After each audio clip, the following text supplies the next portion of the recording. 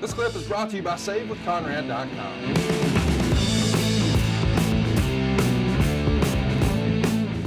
There's an interesting angle here that I don't think you could do in 2021. Back in 85, though, Magnum TA forces a kiss on his nemesis, Tully Blanchard's valet, Baby Doll.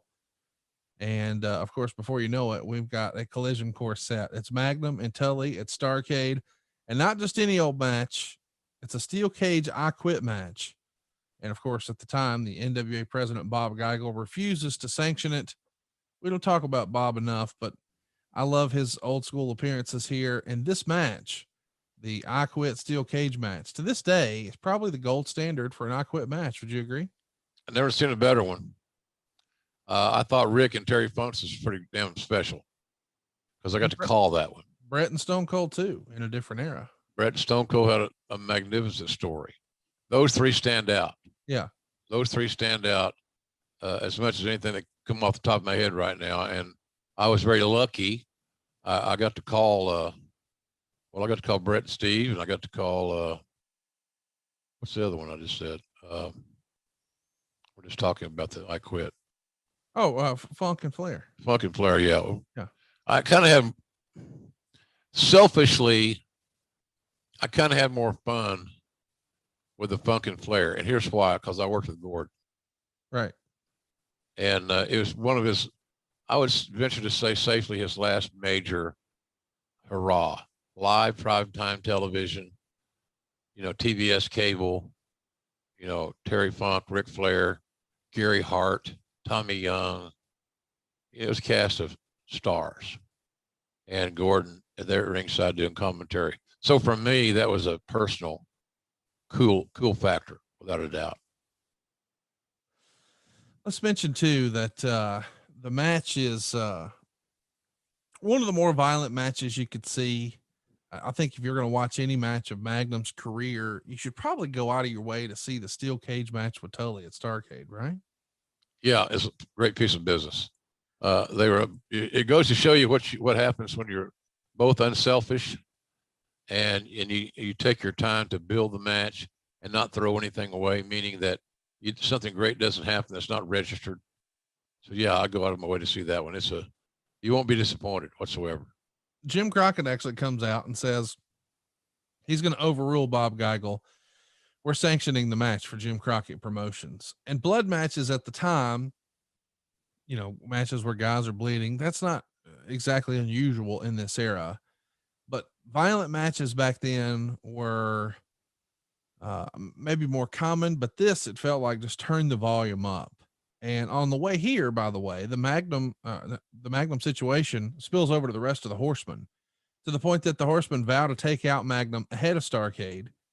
And of course, they're running lots of things on TV, but ultimately it happens. November 28th, 1985 in Greensboro, the epic steel cage match. It's about 15 minutes, but famously the story is that chair and the broken piece of wood. Tell us about it, Jim. Well, it was used as a weapon in in the eye, as I remember. Isn't that right? When he hits him with the wooden chair and it starts to break off, he breaks off another piece and it forms almost like out of a movie, the perfect spike. Yeah. It couldn't have been planned. It was just luck. It was right time, right place.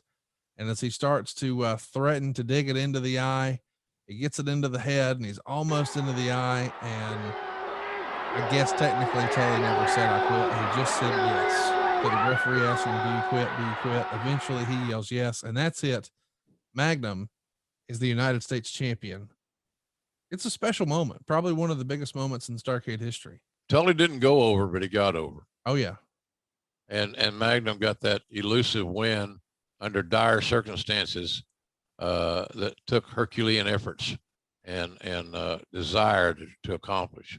All the great stories are told. All the boxes are checked. So yeah, that Starrcade match with Magnum and Tully, if you're an old school fan and love psychology and you love aggressiveness and the brutality, this is yours. So the next day, we've got Magnum TA wrestling Arn Anderson. Now, as a reminder, Magnum's the US champ and Arn is the TV champ. And Magnum wins. but then immediately vacates it and gives it to Jim Crockett. Sort of a weird way to, I mean, I get the story we're trying to tell. He's one by one taking out the Horseman, but he wins the belt and immediately says, okay, I'm just going to vacate it right away. Well, they didn't want to beat him. Yeah. So the situation there is that why did you book it then? Well, yeah. Title versus title. You got to have a winner, or unless you do some weaker than a plate full of cat piss finish. But, you know, here's the thing. You got to be careful when you're pushing these young bucks, no pun intended, to newer heights. It's got to be done, or if not, you have die Rocky die. You don't want that. You don't want to shove things down people's throat. So I think that you know, the bottom line to me is that he just won the match of his life. Why can't we celebrate that? Why can't we rejoice in that, memorialize that to some degree? Instead, we're just right off again, and this is the next booking. It's kind of illogical when you stop thinking about it in those terms. Hey, it's Conrad Thompson. Thanks for checking out the podcast here on YouTube.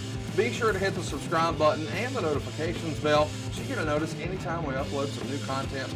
And go save yourself some money right now. If you're in a 30-year loan or you have credit card debt, it's not a matter of if I can save you money. It's a matter of how much. Find out right now for free at SaveWithConrad.com.